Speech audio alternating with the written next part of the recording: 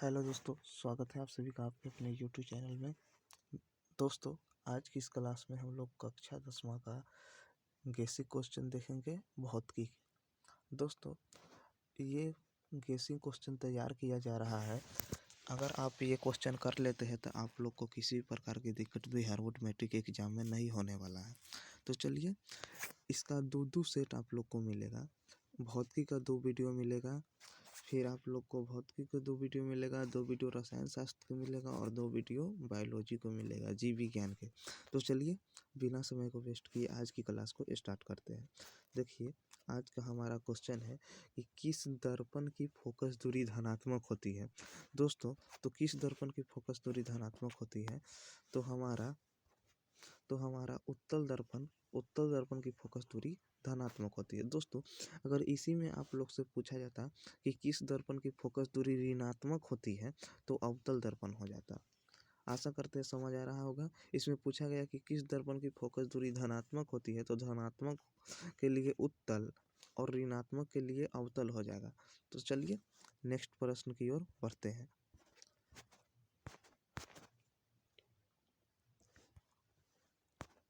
देखिए, अगला प्रश्न 2 नंबर प्रश्न है। 2 नंबर प्रश्न दोस्तों मेरा क्या पूछा जा रहा है, ये सभी गेसिंग क्वेश्चन है और वीडियो को बिना स्किप किए देखिएगा।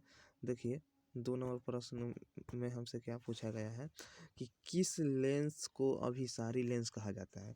दोस्तों, किस लेंस को अभिसारी लेंस कहा जाता है तो हमारा उत्तल लेंस करेक्ट आंसर हो जाएगा। उत्तल लेंस को अभिसारी लेंस कहा जाता है। इसी में आप लोग से पूछा जाता है कि किस लेंस को अपसारी लेंस कहा जाता है तो अवतल लेंस हो जाता। अपसारी लेंस पूछा जाएगा तो अवतल लेंस होगा और अभिसारी पूछा गया है तो उत्तल लेंस होगा। तो बी हमारा राइट आंसर होगा। चलिए अब नेक्स्ट प्रश्न की ओर बढ़ते हैं। देखिए, 3 नंबर प्रश्न हमसे क्या पूछा गया है। 3 नंबर प्रश्न है मेरे दोस्त, प्रतिरोधों के मान बढ़ाने के लिए प्रतिरोधों को किस क्रम में जोड़ना चाहिए। दोस्तों, तो प्रतिरोध के मान बढ़ाने के लिए हम लोग प्रतिरोधों को श्रेणी क्रम में जोड़ेंगे। प्रतिरोध के मान बढ़ाने के लिए हम लोग प्रतिरोध को किस क्रम में जोड़ेंगे? श्रेणी क्रम में।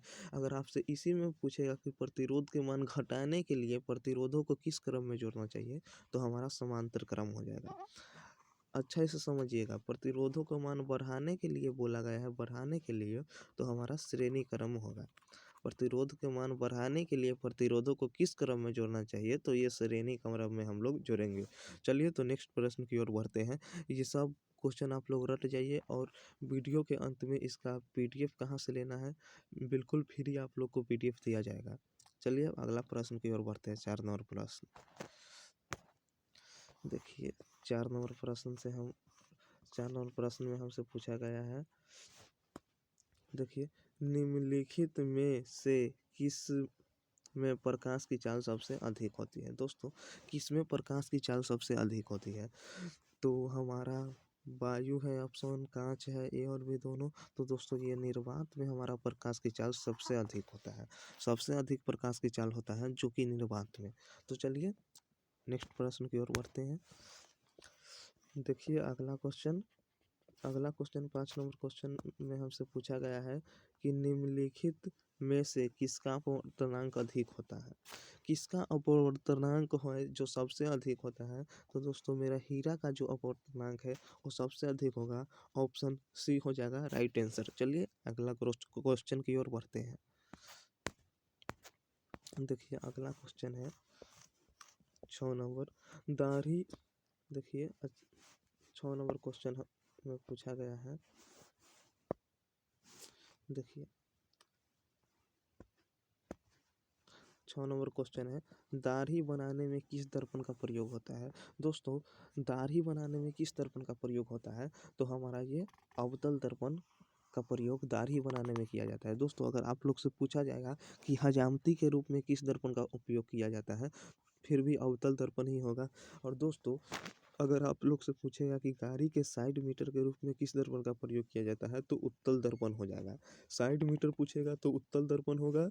दाढ़ी बनाने में किस दर्पण का प्रयोग किया जाता है तो अवतल दर्पण होगा। और आप लोग से पूछेगा कि अवतल दर्पण दाढ़ी बनाने में अवतल दर्पण हो गया, और घड़ी के साइड मीटर के रूप में पूछेगा तो ये हमारा हो जाएगा उत्तल दर्पण। चलिए अब नेक्स्ट प्रश्न की ओर बढ़ते हैं, अगला क्वेश्चन को देखते हैं। देखिए अगला क्वेश्चन हमारा है 6 नंबर कि तारे का टिमटिमाना प्रकाश के किस घटना को दर्शाता है। तारे का टिमटिमाना प्रकाश के किस घटना को दर्शाता है? तो दोस्तों तारे का टिमटिमाना प्रकाश के अपवर्तन को दर्शाता है। तो ऑप्शन नंबर डी हो जाएगा हमारा राइट आंसर। इसका पीडीएफ भी आप लोग को फ्री में एकदम दिया जाएगा। चलिए अगला क्वेश्चन को देखते हैं, अगला प्रश्न की ओर देखते हैं। देखिए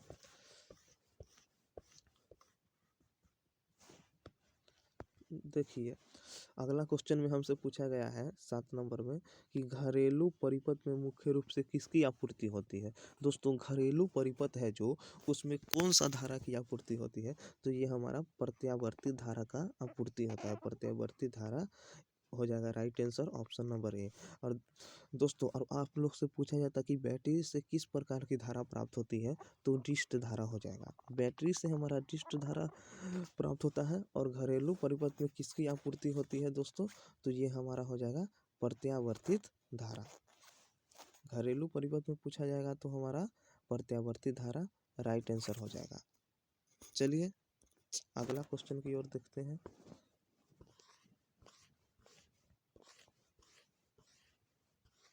देखिए अगला क्वेश्चन है हमारा, अगला क्वेश्चन हमारा क्या पूछा गया है। देखिए प्रकाश का प्राथमिक वर्ण कौन है? प्रकाश का दोस्तों प्राथमिक वर्ण कौन है? कौन सा है प्राथमिक कलर प्रकाश का? दोस्तों तो ये हमारा लाल नीला हरा, ये तीनों है, लाल नीला हरा तीनों प्रकाश का प्राथमिक वर्ण है। तो उपयुक्त सभी या सभी ये हमारा राइट आंसर हो जाएगा। सभी हमारा डी ऑप्शन राइट आंसर हो गया, क्योंकि प्रकाश का प्राथमिक वर्ण लाल भी है, नीला भी है और हरा भी है। तो चलिए अगला क्वेश्चन की ओर बढ़ते हैं। ये सब क्वेश्चन रट ही जाइए, ये सब क्वेश्चन गेसिंग क्वेश्चन, उसके साथ साथ यही आप लोग के एग्जाम में फाइनल देखने को मिलेगा। देखिए 9 नंबर क्वेश्चन में कि दाएं हाथ के अंगूठे के नियम को किसने प्रतिपादित किया था। तो दोस्तों दाएं हाथ के अंगूठे के नियम को ऑस्टेड ने प्रतिपादित किया था। तो ऑस्टेड ऑप्शन नंबर ए हमारा राइट आंसर हो जाएगा।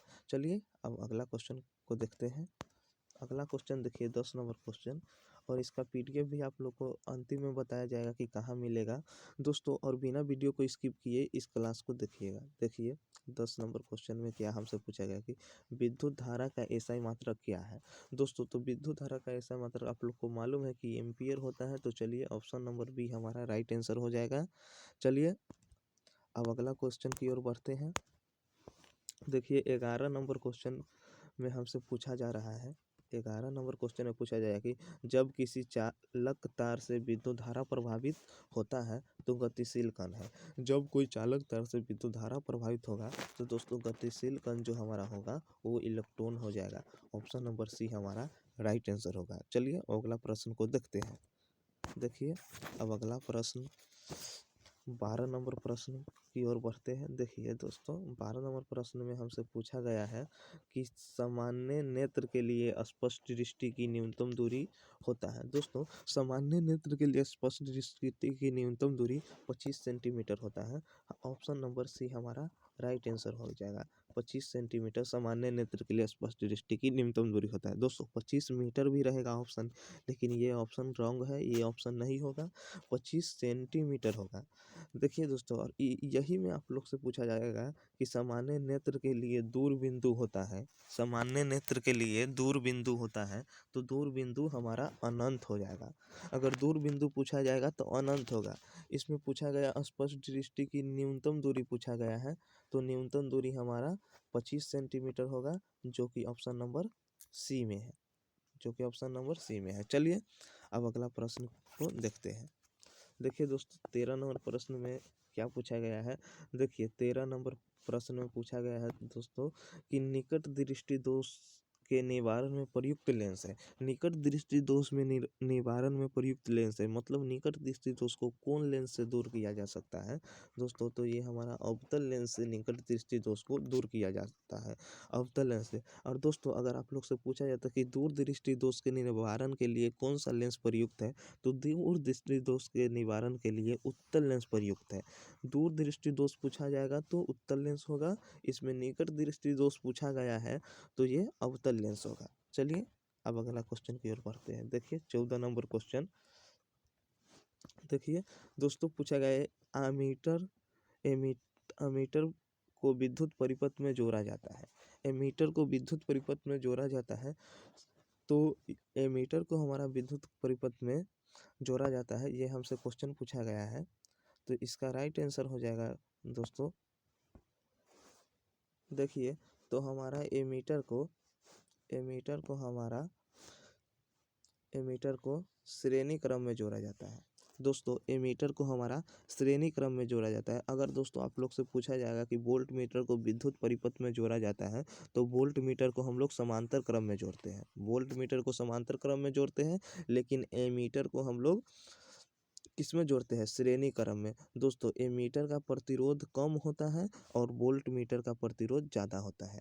एमीटर का प्रतिरोध कम होता है और वोल्ट मीटर का प्रतिरोध ज़्यादा होता है। एमीटर का प्रतिरोध कम होने के कारण हम लोग एमीटर को श्रेणी क्रम में जोड़ते हैं, और वोल्ट मीटर का प्रतिरोध ज़्यादा होने के कारण वोल्ट मीटर को हम लोग समांतर क्रम में जोड़ते हैं।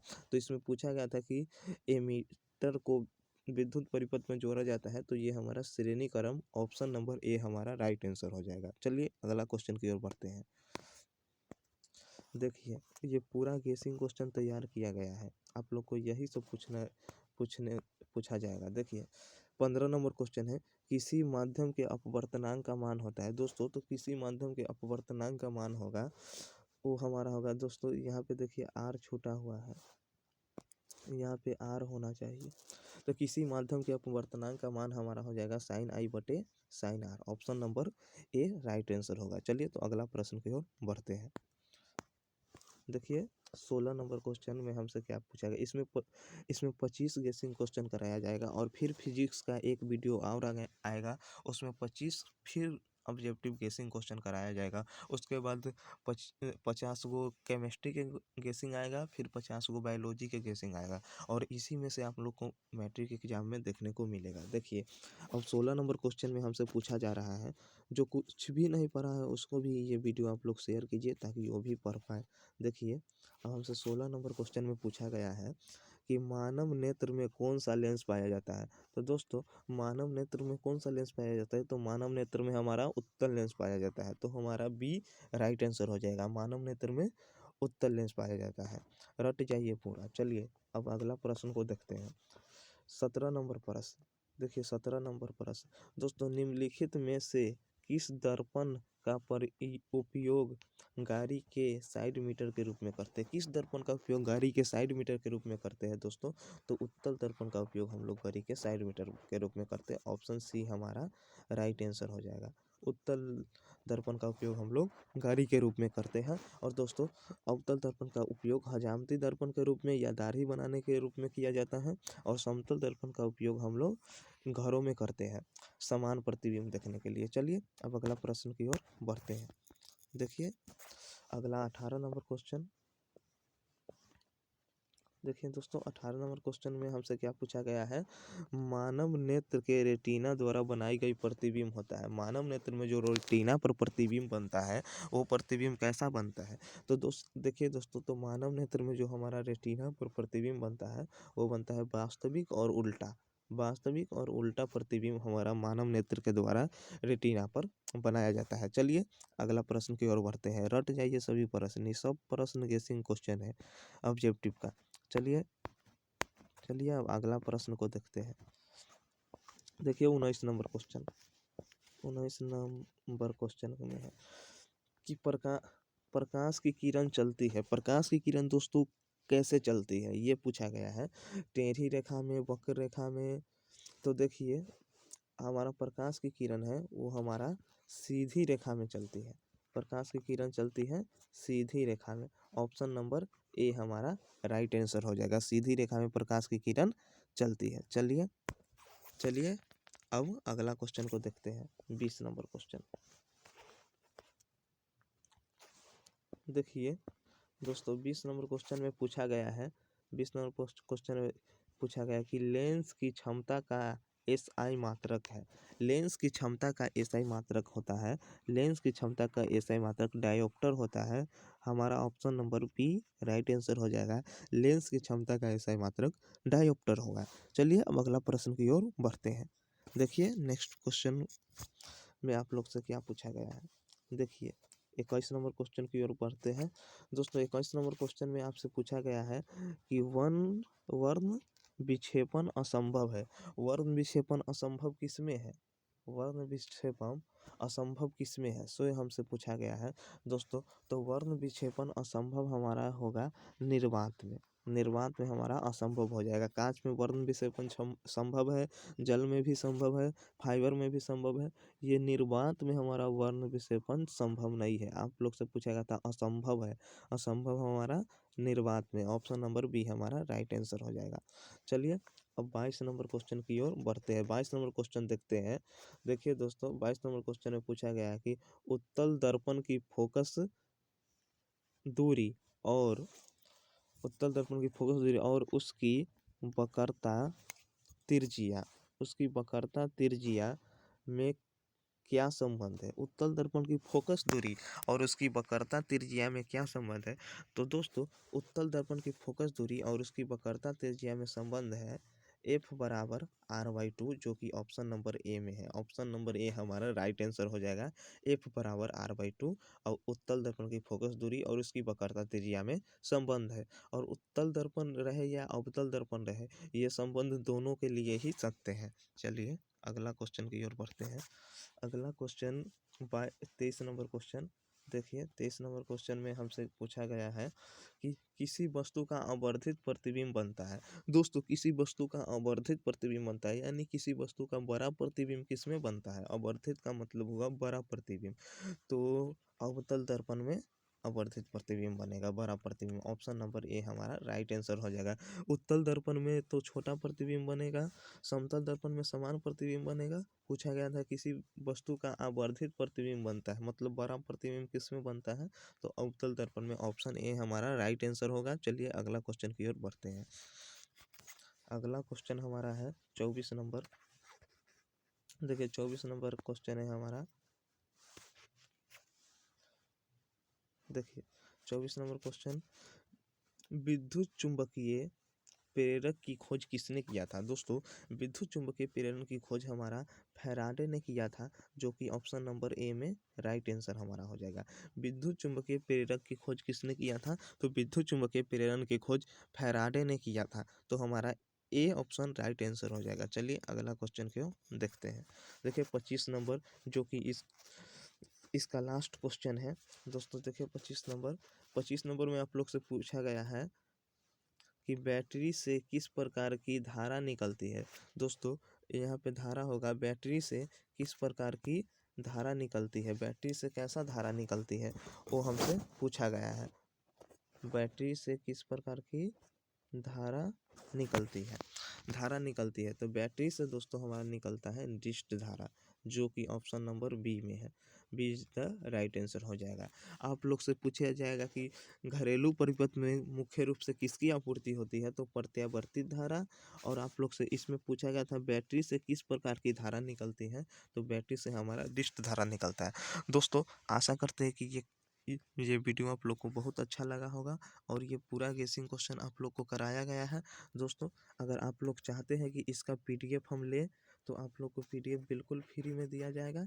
उसके लिए आप लोग को क्या करना है, उसके लिए आप लोग को करना है, एक नंबर आप लोग को हम दे रहे हैं, उस पर आप लोग को व्हाट्सअप करना है। और कॉल के लिए ये नंबर उपलब्ध नहीं है, आप केवल इसमें व्हाट्सअप कीजिए, लिखिए और उसके बाद आप लोग को पीडीएफ तुरंत दे दिया जाएगा। देखिए वो नंबर हम लिख रहे हैं, वो नंबर है, देखिए वो नंबर हम लिख रहे हैं 9262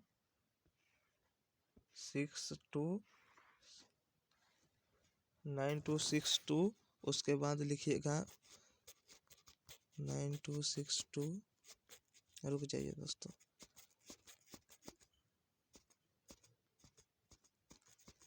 9262633227। इस पे आप लोग को क्या करना है, व्हाट्सएप पे लिख कर भेजना है। उसके बाद आप लोग को पीडीएफ तुरंत बिल्कुल फ्री बिना पैसे लिए, और ये पूरा क्रैश कोर्स आप लोग को चलेगा। फिजिक्स का 2 वीडियो मिलेगा, ऑब्जेक्टिव गेसिंग का, केमिस्ट्री का 2 वीडियो मिलेगा ऑब्जेक्टिव गेसिंग का, और बायोलॉजी का 2 वीडियो मिलेगा ऑब्जेक्टिव गेसिंग का। उसके बाद आप लोग को फिर सब्जेक्टिव का जो गेसिंग है उसका भी वीडियो मिलेगा, फिजिक्स केमिस्ट्री बायोलॉजी का। फिर उसके बाद आप लोग को सोशल साइंस का भी तैयारी कराया जाएगा, मैथ का भी तैयारी कराया जाता है। तो इस चैनल से जुड़े रहिए। एक बार और हम नंबर दोहरा देते हैं, 92 62 63 32 27। इसी नंबर पर आप लोग को व्हाट्सअप करना है, और उसके बाद आप लोग को पीडीएफ दे दिया जाएगा फाइनली। तो चलिए, अगर आप लोग को ये वीडियो अच्छा लगा होगा तो लाइक शेयर कमेंट ज़रूर कीजिएगा। तो चलिए मिलते हैं नेक्स्ट वीडियो में, तब तक के लिए धन्यवाद।